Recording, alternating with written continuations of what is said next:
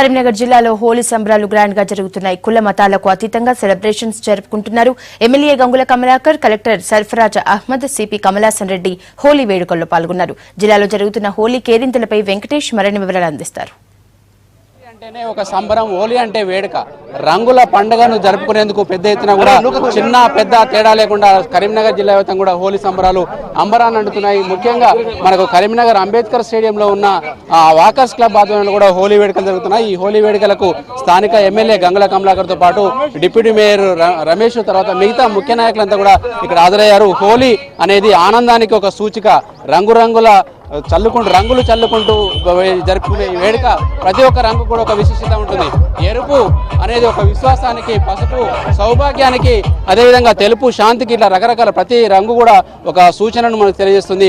మనకు కరీంనగర్ జిల్లా తెలంగాణ వచ్చిన తర్వాత దాదాపు ఇది మూడో సెలబ్రేషన్ జరుగుతుంది. దీనికి సంబంధించి అసెంబ్లీ సమావేశాలు కూడా జరుగుతున్నాయి. ఎలాంటి శుభవార్త మన బడ్జెట్ ద్వారా వినిపిస్తారని తెలుసుకునేందుకు స్థానిక ఎమ్మెల్యే గంగుల కమలాకర్ సార్, చెప్పండి, హోలీ వేడుకలు జరుపుకుంటున్నారు, కరీంనగర్ జిల్లా ప్రజలకు మీరు ఇచ్చే సందేశం ఏంటి? గతంలో సమైక్య పాలకుల్లో కేవలం 360 రోజుల్లో ఒకటే రోజు పండుగ రోజులు మాత్రమే సంతోషంగా ఉండేవాళ్ళము.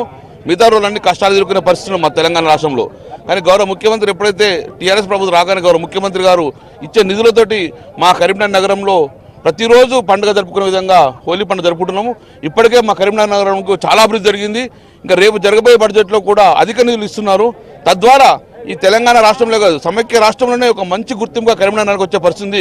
తద్వారా ఎప్పుడైతే ఆకర్షణీయ నగరం ఉంటుందో, డెవలప్డ్ నగరం ఉంటుందో, అప్పుడు అన్ని కంపెనీలు, సాఫ్ట్వేర్ కంపెనీలు కానీ ఆయా కంపెనీలు అన్ని ఇక్కడికి వస్తాయి. కాబట్టి తద్వారా మా బిడ్డలకు ఉద్యోగాలు వస్తాయి, మా బతుకులలో నిజంగానే హోలీ పండుగలాగా కలర్ఫుల్ ఉంటుందని చెప్పి మేము మా ప్రజలందరూ కూడా కోరుకుంటున్నాం.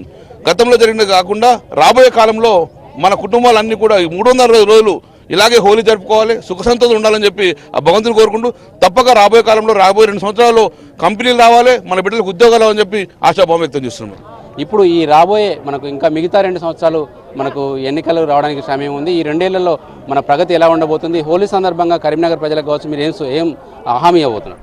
మేము గతంలో కూడా ఎమ్మెల్యేగా ఉన్నాము. ఎప్పుడు శాసనసభ స్టార్ట్ అయిపోతే మొక్కజొన్న కంకులు ఎండిపోయినాయి, తర్వాత మోటార్లు కాలిపోయినాయి, లాంతర్ పట్టుకోవచ్చు విద్యుత్ని. కానీ అట్లు పరిస్థితి కనబడతలేదు. రైతులు సంతోషంగా ఉన్నారు. 15 నుంచి 20% కూడా అధికంగా సాగు చేస్తున్నారు. రైతులు హ్యాపీగా ఉన్నారు. కరెంటు కోత లేదు, నీళ్ళ కోత లేదు. ఇప్పుడు ఉన్న బీడు భూములకు కూడా దున్నుకొని ఉన్నారు. కాబట్టి రైతంతా సంతోషంగా ఉన్నది. పట్టణ ప్రజలకు కనీస సౌకర్యం లేకుండా ఇబ్బంది ఉంది. కాబట్టి ఇప్పుడు రాబోయే కాలంలో పట్టణ ప్రజలకు కూడా ఇబ్బంది లేకుండా, కాబట్టి తద్వారా గ్రామీణ ప్రాంతాల్లో కానీ పట్టణ ప్రాంతాల్లో కూడా అందరూ సంతోషంగా ఉండే విధంగా మా ప్రణాళిక ఉంటుంది.